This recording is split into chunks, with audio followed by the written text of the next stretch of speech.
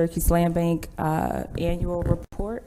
So I have here Council President Hudson, Councilor Hogan, Councilor Peniagua, and Councilor Schultz, and myself, Councilor Allen.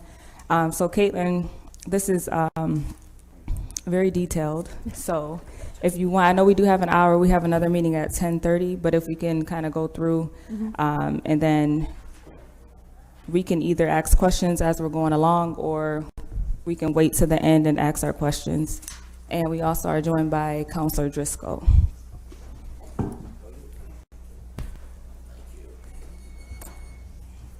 Thank you, Councilor Allen, for convening this meeting so that we can give our annual report to the Common Council. I'm Caitlin Wright. I'm the Executive Director of the Greater Syracuse Land Bank, and I should acknowledge that Councilor Hogan here wears two hats. He's also, in addition to being the second district councilor, he's the chairman of our board of directors. And I see that we're joined by some of our other board members as well. Oceana Fair is newly appointed to the board recently by President Hudson, and Jonathan Logan has been on our board for several years and was appointed to the board by the mayor. I don't think I'm missing anybody behind the podium there. So we're required by state law to report annually to the foreclosing governmental units that created the land bank. You know, we were jointly formed by the city and the county. So we'll be giving a very similar presentation to the county later this month. And we are to report on the projects undertaken by the land bank during the past year, the money spent by the land bank during the past year, and administrative activities of the land bank over the past year. You'll see that we acquired more properties in 2021 than we did in 2020.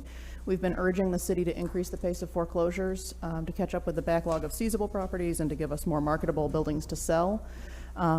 They did increase the pace of properties that were conveyed to the land bank last year, but most of that increase was in vacant lots. Is that included in the increase, vacant lots? Yes, so if you're on page 3 here, and you're looking at the bar chart, the teal color is vacant lots. So you can see that it jumped, but most of that jump was an increase in the teal color. How do you guys feel about vacant lots? I know you said you're pushing for properties. We do want more properties, and we do want more and better quality buildings to sell. That's one of our biggest complaints that we're getting from buyers right now, is that we've sold off most of our buildings that are in better shape, and what we have on the market needs a lot of work. In fact, President Hudson was saying earlier that when somebody comes to the land bank, they have to show that they have enough financing to cover the renovations. It used to be that our renovation estimates might be $30,000 to $50,000 for a home that we had on the market, and now they're $100,000, $120,000 because they just need an extraordinary amount of work. We're trying to address that in a few different ways. We did get some ARPA money from the city to do stabilization projects. So for many of our buildings, we're going in and doing a new roof, new windows, new siding, foundation repairs, and things like that, so that when we do hand it off to the buyer, their cost to finish the project should be lower. But we can only do so many that way. We'll do about 20 houses with that ARPA money. When you have someone who needs to invest $100,000, say, isn't that, are we getting into a situation where that's reversed actually? You know, like for example, my home lease would be got for $90,000, so I'm wondering if these are upside down. No, generally speaking, we've seen that the increase in property values in Syracuse has benefited a lot of these neighborhoods where most of our properties are concentrated. It used to be years ago that a flipper would only approach us to buy properties in the outer ring neighborhoods, Strathmore, Eastwood, because that's where the resale value was. And in the south side and the north side, where we have our densest concentration of land bank buildings, we were only getting people who want to live in that neighborhood, and so they're buying to own or occupy, or landlords who could make their money off of long-term rental income but wouldn't make money on a flip. But prices have increased over the past couple of years due to a extreme lack of supply in the housing market, and we're finding flippers are buying all over the city and selling homes on the south side for $130,000, and they're able to make the numbers work. With all the projects that are coming for construction, one-family homes, multi-family homes, so then the vacant lots are going out faster. Yes, the city's Resurgent Neighborhoods Initiative is a huge demand for vacant lots, And we're finding, so Jubilee, Home Headquarters, and Housing Visions are the three primary nonprofits that are building homes for R&I. And we're finding that they want larger lots than what is normally available. You know, typical city lot is anywhere between 33 to 40 feet wide. And by the time you put in a driveway and you want to have a decent sized yard, that doesn't leave you much width for a house. So we're finding that we might take 3 lots and make it into 2 building sites or 2 into 1. So for every house built, we're getting rid of more than 1 vacant parcel. And that's been extremely helpful for us to just unload our inventory. But it's also showing that years and years of site assembly that we've been working on piece by piece is finally starting to pay off. You know, on Woodland, Home Headquarters is building 3 new homes right now. I think they're all finished actually. Right around the corner on Garfield, they're doing 3 new homes. And on Baker, they just did 2, all right in this little cluster. So that's 8 new houses. That was probably 15 or 16 parcels that we put together, and a number of demolitions. Many of those were tax foreclosures, but some were donations, and some we went out and purchased over like an 8-year period to get to this point where we have a dense concentration of shovel-ready sites. So we're happy that it shows that this, unfortunately, aggravatingly slow process actually does pay off in the long term. And Caitlin, let me ask you this, because of what's happening with the highway and Syracuse housing over in that community, is there an influx of people buying properties because of that reason, or no? I wouldn't say so. We don't have a lot of structures available over there, though. It's mostly vacant land, and even though the numbers work for a private buyer to come in and flip a house or to make it a rental, generally speaking, the numbers do not work for them for new construction. So we're not seeing a lot of speculative out-of-town people coming in to build new. It's really just Home Headquarters, Housing Visions, and Jubilee that are doing that. That was a good question. Yeah. Fortunately, that's not a problem we're dealing with right now. Not yet. Not yet. So 121 properties in, and a record number of sales, 176 properties sold this past year. You'll see that we're continuing to leverage a lot of private investment in renovations. We're up to about $42 million in private renovation investment leveraged at this point. And last year was the first year since 2016 that we have not run an operating deficit. Now, most of that is because of a $120,000 PPP loan that was forgiven, so we would have roughly broken even if it weren't for PPP. But it's refreshing to finally have a year where we haven't had to dramatically dip into our fund balance.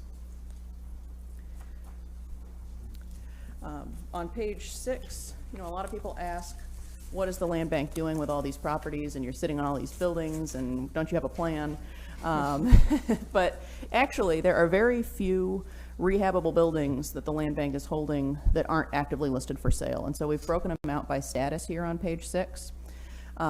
We do have almost 200 properties right now that are being held for site assembly. That is Resurgent Neighborhood Initiative projects, that is Blueprint 15 sites. We're currently holding everything in the Blueprint 15 footprint, partly because we're concerned about that sort of speculation. We do get a lot of calls about those properties, but we're holding them until Blueprint 15 is done with their planning process, and then we'll dispose of those in a way that we make sure we're on the same page with them about. And we're holding some properties for Jubilee for a project that they're trying to raise money for. So that's all the 197 properties that are being held for planned projects. We have 142 right now that are demolition candidates, but many of those are already under contract to come down, and I'll get into the ARPA demo funds in just a second. 6 that are still evaluation in process, 13 rehab candidates that need to be listed, 9 that are listing coming soon, 56 buildings for sale, 204 building lots for sale, 128 lots that are too small to be built on that are for sale, and we're holding 25 lots that are being used as green space or community gardens. Go backwards, the 128 lots, so are you gonna sell those for side lots? We are marketing them to the next door neighbors, yep. Okay. And then we have about 102 properties that are currently under contract that just haven't closed yet. So did I think I saw like a post that you made for was it for the vacant lots or for the green lots? Don't you offer like a grant or something for, which one, for the green space or the vacant lot? Really, we try to market it for the vacant lots because those can't be built on, so this is an alternative to building. Okay. But if somebody came to us and they wanted to put a community garden on a buildable lot, we would consider it depending on the location. So this is something that we've talked about with our board of directors a lot, that we're prioritizing new construction. But we have so many buildable lots that there just aren't going to be that many new buildings in the city. Right. So if you're in the Resurgent Neighborhood Initiative target area and it's a buildable lot, those are held for new construction 100%. If it's outside of an R&I target area, we could be a little more flexible. Because what I found, like with the vacant lot, like full disclosure, like I bought a vacant lot, obviously, you know, next to my house, and because I have to get it fenced in, and for the average, I can't get any grants or anything because I work for the city and I work for home headquarters, so I have to pay for mine. But for the average homeowner who's just at, you know, a modest salary, the construction cost right now is ridiculous. Like the amount of money, I'm not even gonna tell you how much it costs to fence this yard in. So like I understand, like the vacant lot is for sale, but then if the person wants to be responsible and wants to fence it in and make it look decent, it's almost impossible to get it done. So do you guys have any funding that would be able to help them with that, or not at this moment? We don't at this time, no, but we do refer people to home headquarters all the time for that sort of thing. Okay. And we've had some conversations with the city arborist about planting some trees on these lots prior to sale, because Yeah. they're able to put trees on public property, so while we own it, it's public, and then that benefit passes on to the buyer. Right. And but I noticed too, when we tear the houses down, some of them that have driveways, they still have the lip. So like that was the issue that I was having with my neighbors. They were parking in the grass, pulling in, and we ended up having to, like me just badgering DPW, like get the curb put in over there. But like the average citizen, they don't know to do all of that. So you buy the vacant lot, but now you have brought on so many problems that you don't even know, you don't want the lot no more at that point. So like, do you guys coordinate with, when they do the construction, like to get the lip torn up, seeded with grass, and then put a curb in? So our demolition scope of work includes removing any driveways that are on the property, including the driveway apron between the sidewalk and the curb, but it does not include lifting the curb. Got you. So that would be, the homeowner would have to do that if they don't want people driving on their grass. I mean, usually taking out the apron is enough to discourage people Okay. from jumping the curb like that. Yeah. We've seen some other homeowners strategically plant a tree there so that people can't, Right. you know. Okay. Sometimes you need One some. quick question, when you talked That's what I was about gonna do. the vacant lots, right, and you said they're not big enough, a lot of them, for a structure.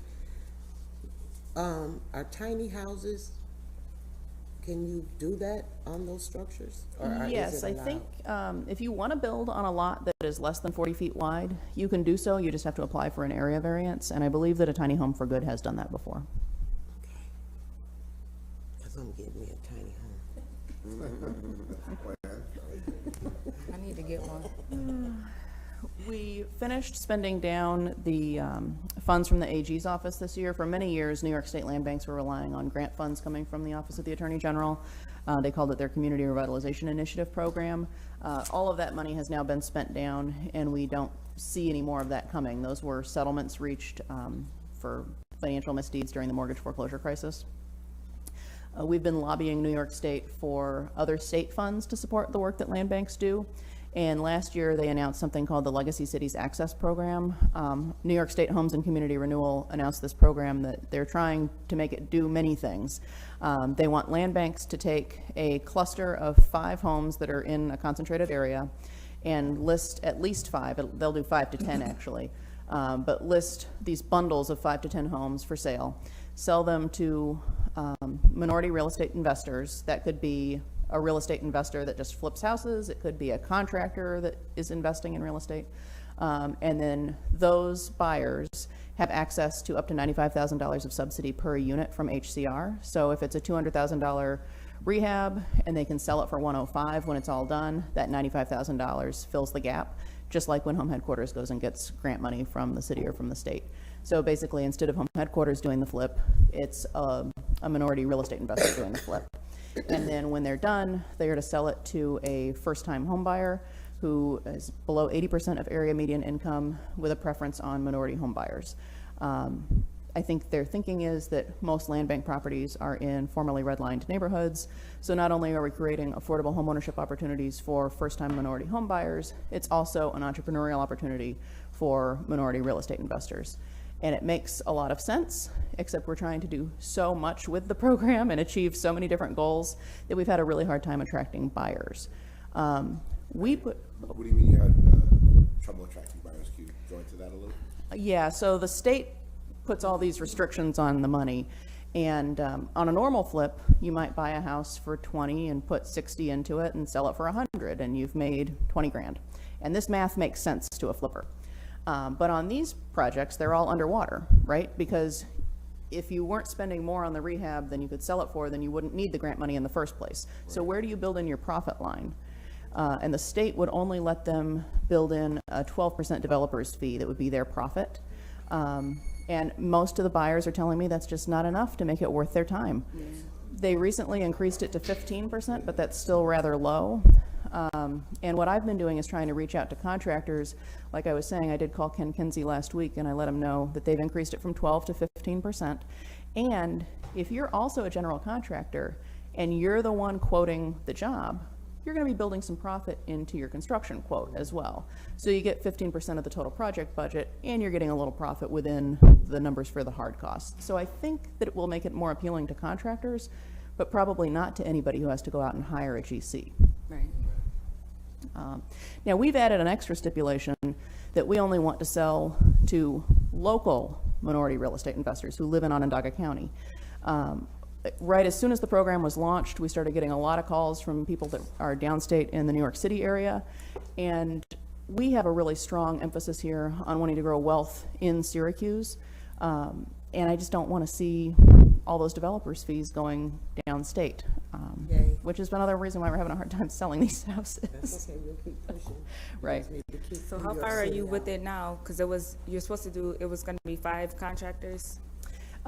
We had 3 clusters of 5 properties each listed initially. We have 1 under contract, and he's gotten everything approved from the state. And then the state has partnered with the Community Preservation Corporation to offer the project financing. They've got all that approved. They just haven't closed yet, and hopefully that'll happen very soon. And then the other 10 properties were just sitting out there waiting for buyers, and we're running out of other listings as well. So we decided to just can bundle 3 and just list those individually. Now, if somebody came to us and they said that they wanted those as a bundle of 5, we would do that. Right. But I didn't want to say to other people that just want to buy one house at a time that, no, you can't have these. So, but if they do one house at a time, they don't get the same. You can't can't get them. apply for the Legacy Cities program. You have to do at least a bundle of 5 for that program. Okay. Gotcha. Yeah, and that's another thing that's been a bit of a barrier. So if you're talking about 5 $200,000 projects, you've got to be able to qualify for $1 million of construction financing. And, there's a lot of buyers that are interested in the program, but they just can't show that they've got 20% or, it's not 20% actually, they have a much lower amount of financing required for your down payment. I think it's 6.5%, but that's still a lot of cash to have on hand. A $1 million project, that's $65,000 you've got to have. Yeah. So it's a well-intentioned program that we want to support, but I just don't think it's going to be the answer to all of our problems. And so that was the funding. Like I said, we're lobbying to get New York State to provide more funding for land banks. That was the answer they gave us last year, and this year we're saying, how about something a little more flexible? And I understand that the state budget negotiations are being finalized right now, if not already done, so. Yeah. And how many properties did you say I missed? How many properties do you think that's going to affect in total, that whole program? The Legacy Cities program, maybe 15 if we're lucky. So that's kind of like the bundle. Yeah. Okay, thank you. Yep. And then this past year, the city did award $5 million to the land bank from the ARPA funds. You saw that we had 142 properties in inventory right now that are slated for demolition, but we have awarded 122 demolition contracts recently, and 55 of those are down. So that means that we've got about another 55 of those 142 that will be coming down with ARPA funds, and we just put another 19 houses out to bid yesterday. How So many, Caitlin? we've got 122 contracts awarded. 55 of those are already complete. plus an extra 19 that are out to bid right now. So we projected that we would do at least 120 demolitions with ARPA funds, and we are definitely going to exceed that number of deliverables. Cool.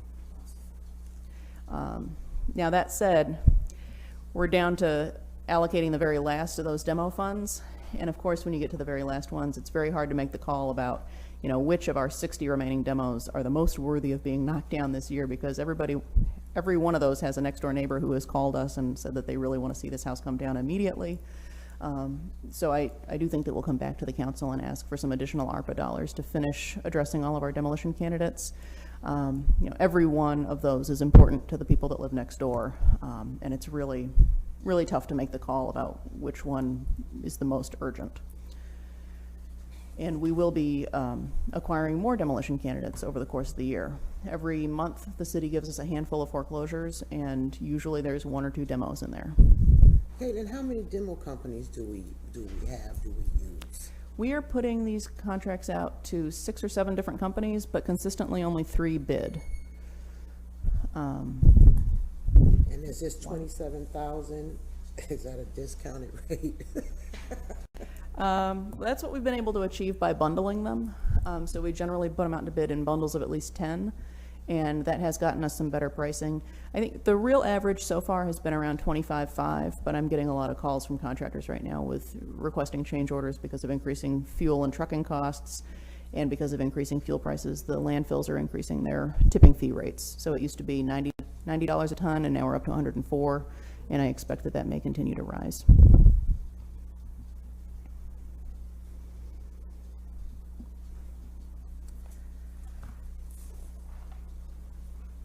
And then we do have a section in here just talking about the site assembly work that we've been doing, and you know, dozens of re-subdivisions, like I mentioned earlier, kind of taking 3 lots and turning them into 2 building sites, and that type of work, preparing sites for the Resurgent Neighborhood Initiative new construction. And with that, I'll take questions. How many brownfields are there still that you have? Oh, that's a good question. I should know that off the top of my head. Around a dozen. I can get you the exact number after this. And does the state help with the mediation on that, or no, you have to do that?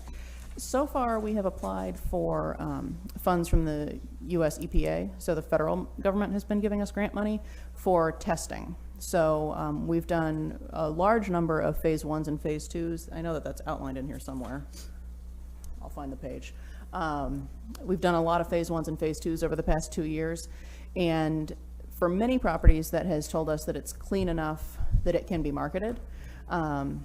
For other properties, it's helped us get them into another program. So like we have 200 Maple under contract right now, and we have some local developers that are supposed to be closing on that soon. They didn't get a whole lot done during 2020 because of the initial shock of COVID, but during that time, we used our EPA money to do a phase 2 there and found out that it was just dirty enough for them to get into the Brownfield tax credit program, which helped them to close their financing gap, because otherwise they weren't going to be able to close on the project. So now, with that in place, they're moving forward, and that'll be a multi-million-dollar renovation. And kind of similarly, we're moving some other properties in that direction so that we'll either know that they're clean enough that we can just put them on the market, or if they're dirty enough that we need to go apply for grants to clean them up, we can. We actually just got an award last week from the EPA to do 500 Holly, that's the Old Patrick's dry cleaners. Oh my gosh, yes. They're going to pay for the phase 2 and a cleanup plan this summer, so that in October, when another round of EPA grants comes out, we'll be eligible to apply for cleanup funds for that site. What about the old Lemons over there on South Ave, that old gas station? Because it's still just there. Do we have anything on that? 900 South Ave, is that the one at South and Crescent? We've had it on the market for a while. It's not terribly contaminated. It's certainly not spreading. We're trying to attract a developer to put in a gas station there, because, you know, a couple of years ago, the city did that South Ave Economic Development Corridor study. And that's one thing that the neighbors really identified as a need, that there are no name brand gas stations on the south side. And we haven't had any Talk luck. to Burn Dairy. Let's hit up. Okay, What's his they name? just come James everywhere, Burn. right? We've called them a few times. They're not interested in the site because it's so small. Yeah. And then one more question for you, because I know that we lost Cherry Valley Cleaners, And I know that we lost the one on South Salina Street. Did you have that one? Because that one's been closed like maybe 6 years now. That one way down by Sal's. No, I don't think we own any dry cleaners right now, but we will be acquiring 500 Holly. Gas stations and auto repair shops were a little bit more comfortable with taking title to, because the extent of the contamination isn't likely to be as bad as a dry cleaner. We just have to be a little more cautious with dry cleaners. The other commercial properties, you have 4 listed on here. Do you know which ones they are? What page are you on? 3. It just says you have 4 commercial properties. But I was just interested in, how do you, like, market those ones for sale? Or are you coming up with an idea of what you want to see in the space, or do you allow the developers to kind of tell you? We very rarely stipulate what we want to see go in there unless the community's already done so, like with South Ave, where the neighbors told us they wanted a gas station. We're really sticking to that. Usually we just list it for sale and say, you know, this is a local business Class A zoning district, the following things are allowed, and see what ideas people come to us with. We will put a restrictive covenant on the sale saying that we won't allow the sale of lotto tickets, cigarettes, or alcohol there in the future, to try to avoid people opening up corner stores. Got you. I had a question for Michelle, just because I know, Michelle, don't what was get it, up. yeah, you're fine. Don't get up. The last, 2 years now, we really haven't been taking any, like, residential properties, not as many as we used to, I'll say. So what's next for that? Like, what phase are we in, and what can we expect now? I can give you the overview now. We have a full list of properties tomorrow on the agenda. So Okay. I can give it to everyone then, if you would prefer. So, but these are occupied We're at the still- moment? So the, kind of gist of it, so we're taking. Wait, no. No, you can sit down with that. Don't stand. No, sit down. Sit down. Leave it to Rudd. Yeah, come hold it since you wanted to use it. Hi, everyone. Michelle Spassky, Deputy Commissioner of Neighborhood Development. Thank you for accommodating my.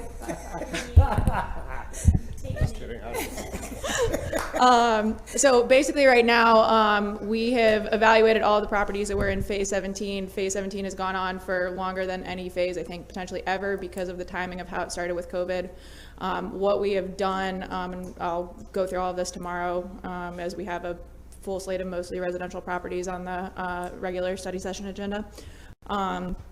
We have saved any owner occupants that were in Phase 17 are automatically being passed to Phase 18. We won't put them forward until we start, so that we can make sure that everyone has had a additional chance to do all of the foreclosure prevention things that we would typically have done anyways, that they already had access to.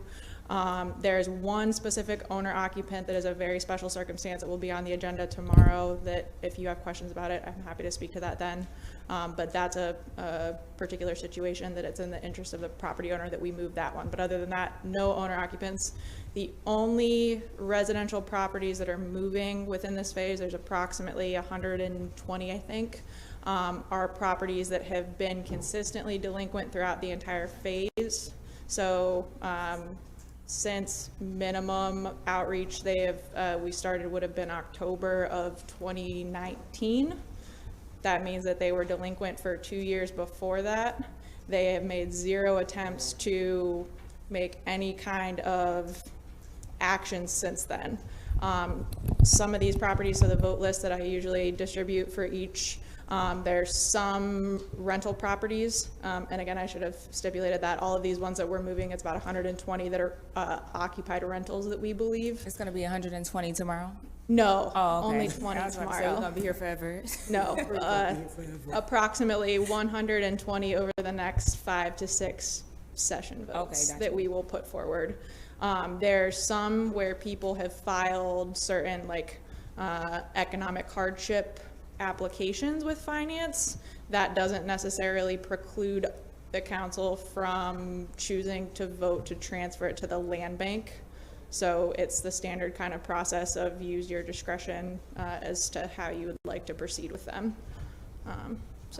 So for because I know since December, actually the portal opened up in January with the Homeowners Assistance Fund through New York State. So with those ones, we're just getting some responses now, like from the state saying like this household was approved. So like, what if they're on the agenda tomorrow, but then like we get an approval like 2 weeks later saying that they're gonna pay their back taxes? They still have enough Sure. time. So what we are doing with all of the rental properties, just again because of timing and how long this phase has been stretched out, Patty Lynch in our office, who's our housing stability coordinator, she's doing an extra round of phone outreach in advance, kind of in between the period of the properties being sent over to the clerk's office and the study session, to try to contact the landlords, let them know that they're going to be on the agenda, find out any information of like, have they applied for any of these things, make sure that they know about any of these resources that might be available. As usual, we will record any of those correspondences that we have and include them in the vote sheets, and then up to your discretion as far as how you choose to proceed with them on a case-by-case basis. So if the owner indicates that that's something that they have applied for and haven't heard back on, and they communicate that to us, we would certainly make sure that you all are aware of that. Okay. As long as the eviction moratorium was in place, we also made a policy decision that the land bank did not want to take any occupied properties.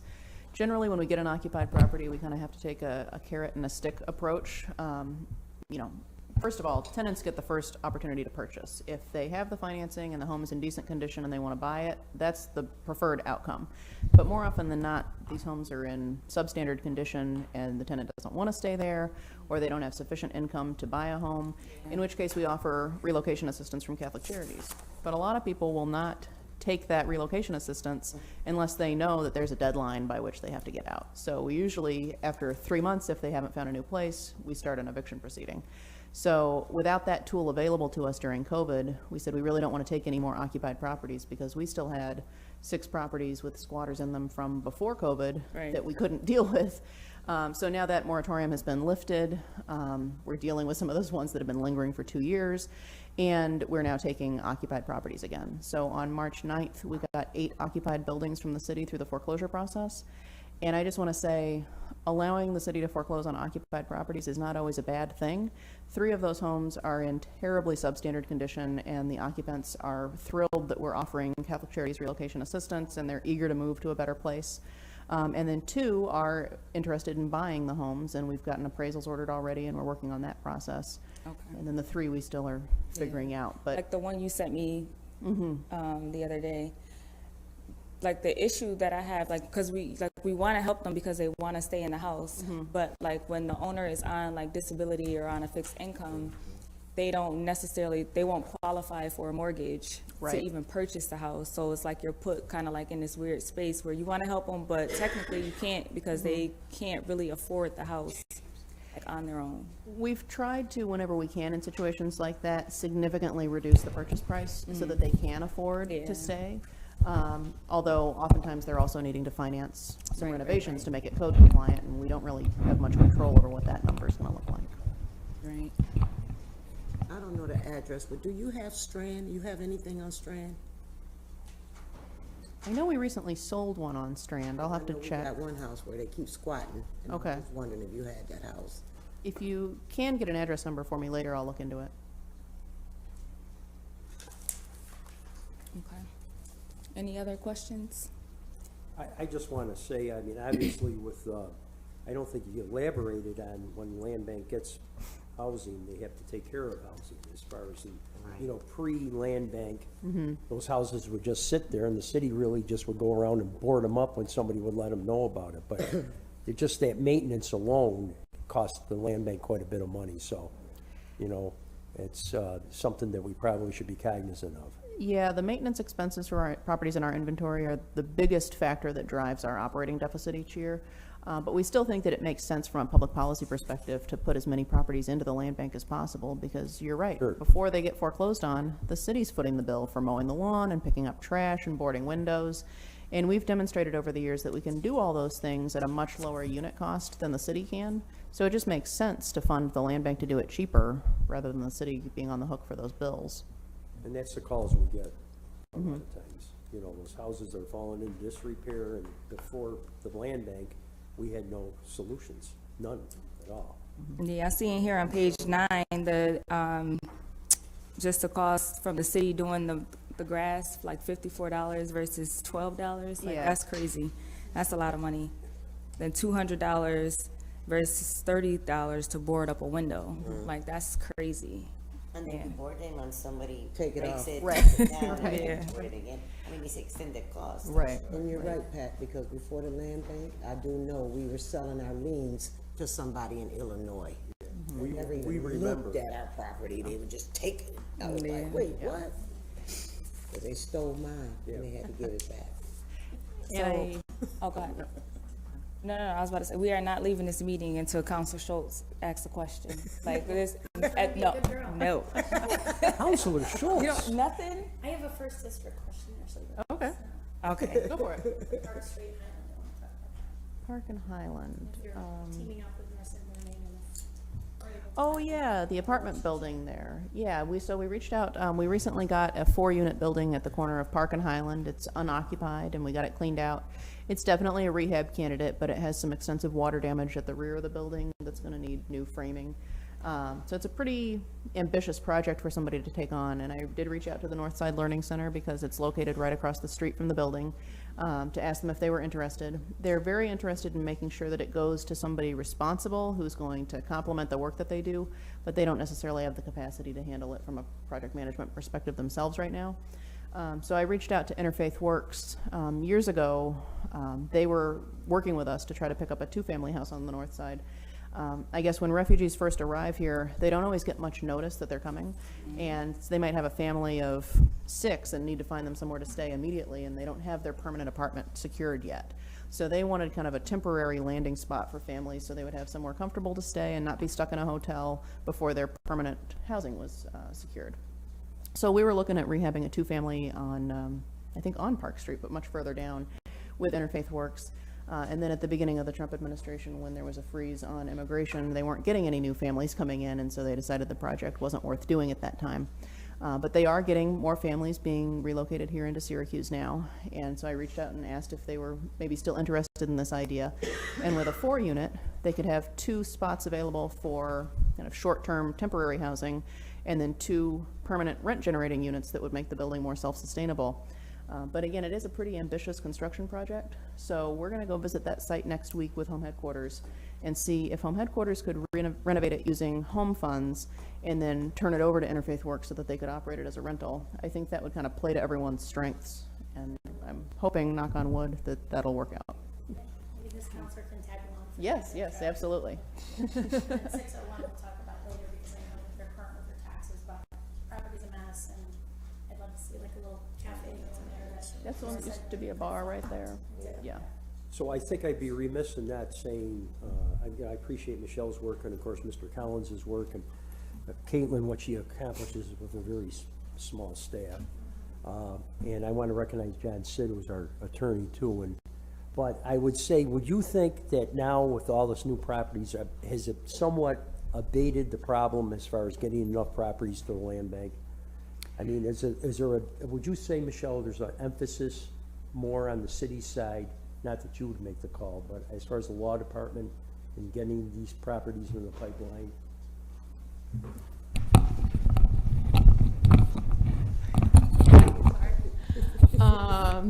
So yeah, we've been putting a lot of effort into, especially now that we're able to transfer the properties that were kind of on hold because of miscellaneous policies that were in place during COVID in terms of the eviction moratorium that was preventing a large number of our kind of the pipeline of what happens that has been voted on by the council but cannot officially close. Most of those were due to COVID issues and occupancy. So now that we're able to move through some of those, we've certainly seen a consistent kind of closing list that's coming through. So that's helped quite a bit. Additionally, we're putting in quite a bit of work with API and several other departments that are all involved in the various parts and pieces of the foreclosure process from start to finish, to do process mapping and just to try to figure out where there's overall kind of process improvements that we can do to continue to fine tune the issue moving forwards. The process mapping that API has done to date, we've identified that there's a total of 136 separate steps that have to take place from start to finish that involve at least 5 different departments and several different staff people currently. So there's certainly opportunity sort of within that could likely be tweaked to help streamline things moving forwards. And so we're working to figure out what best kind of next steps are with that. So Yeah, those 136 steps lead to stabilizing every neighborhood in the city of Syracuse. And I appreciate all the work all you guys do. And I think as long as all those city departments, including the law department, devotes resources, because for all us counselors, it's all about the stabilizing of the neighborhoods, as you well know, and I appreciate all your work and those 136 steps. Ideally, we'd like to be getting about 20 properties a month through the foreclosure pipeline, and for the past few months, we've been getting 8 to 12. And I've been told that we're not going to have a closing for April. So we would still like to see the volume increase, and I know Michelle mentioned earlier they haven't sent out a big batch of foreclosure notices or a new phase since before COVID. And the goal that we've been working towards for a while is for that to happen once a year. So once we're all caught up with all the seizable properties, new properties become seizable in April, everybody gets noticed right away. By October, you've either paid or been foreclosed on. And there should maybe be 150 foreclosures a year once we're like at normal, stable, keeping up with the flow. But I think we have a long ways to go before we get there. And what I did mention in here in the report that we think it's beneficial for that to be an annual process because you're seizable when you're 2.5 years behind. So if people get noticed right at that point, they're not very far behind. They can go out and get a home equity loan if they have to. They can get into a tax trust. If we're waiting until people are 5 or 6 years behind before we even send them a notice, they're in a much deeper hole to dig out of. And Caitlin, when you talk about the tax trust, I know that the council had been discussing previously the rate of the tax trust, which keeps a lot, I know you have nothing to do with that, but the rate of the tax trust keeps a lot of folks out of the tax trust. I always tell people that the tax trust should really be your option of last resort because you can get a much better interest rate from a bank if you can go get a home equity loan. And the down payment is, Right. is a lot. Most people don't even have the down payment for it, so that Right. they're out right from the jump. Definitely. one thing I did just want to add really quickly, and I think I failed to mention this before when we were talking about what we were doing with Phase 17, to Caitlin's point about starting the new phase and getting all of those notices out. We're planning to start that by the end of this month for everything that is newly seizable, so that we can get kind of Phase 18, the kind of initial steps going, so that we can kind of relatively seamlessly, once we wrap up with the remaining 100 or so that we have of Phase 17, transition into being ready to have properties that can move through for Phase 18 by that point. So, And one last question. I know, like, as we speak right now, they're doing the demo on South Ave of the church. Do you have any plans for that space? Yeah, so that church is on a 40-foot wide parcel. That's 817, and right next to it, I think is. Yep. And right next to it is 821. I think those are the two addresses. But anyway, it's two 40-foot parcels right next to each other. And Jubilee's planning on build a home on each One of home? So So two houses. Okay, Yep. got you. Okay. Yeah, that'll be good. I rode past this morning. I was like, oh, it's bittersweet. Like, you're happy to see it go because it was becoming an eyesore. So you're happy to see it go, but then at the same time, you're like, Yeah, I should. she could have been prepared, but it was too much. It was too big of a project. Yeah. We talk a lot about demolition because that's a big part of what we do at the land bank, but I should say that it really does break my heart to knock down buildings like that. Yeah, especially like that, but. There was a rear addition on that building that had completely collapsed, and so we took off just the addition probably 5 years ago because we really wanted to try to save the front half, and we've had it on the market all this time, and it got to the point where the southern wall was starting to bow out and become a safety hazard. So If I would have hit the lottery, I was gonna buy it. I was gonna turn it into a church. Y'all would have came to my church. You would have had, what, 4 people? Pastor Allen. President Pastor Hudson's going to try to stop that kind of behavior. To create a Yes. church, Yes. very appropriate. Yes. What would have been the name, LaToya? I gotta think about that. I don't know yet. Yeah, Pastor Allen instead of Counselor Allen. Pastor Allen. Just, you know, I did go to the annual meeting and I've already scrutinized all this. I've heard her a lot, so free because Okay. I already have my answers. All right, well, thank you guys. So we don't have any other questions, and I think we're all good with this. And then we still have time for our 10:30. We got 15 minutes. Okay, cool. All right, thank you, Thanks, Caitlin. Caitlin. Thanks for all the work you.